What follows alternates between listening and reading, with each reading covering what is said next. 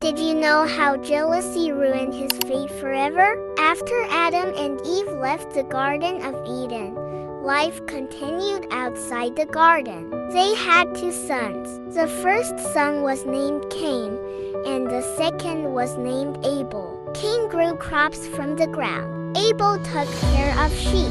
Each brother worked hard in his own way. One day, it was time to bring gifts to God.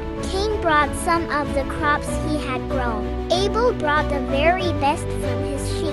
God looked at both offerings. God was pleased with Abel and his gift, but God was not pleased with Cain's offering. This made Cain very angry. His face fell, and his heart filled with jealousy. God spoke gently to Cain and said, "Why are you angry?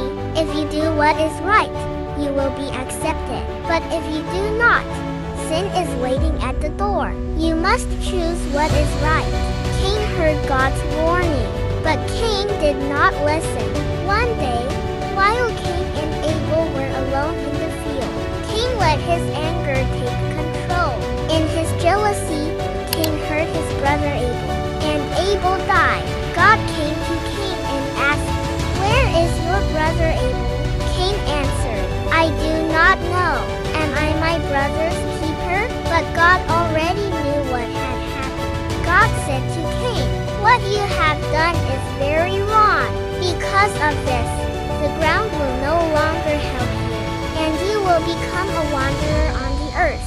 Cain was afraid, but even then, God showed mercy. God placed a mark on Cain to protect him, so no one would harm him.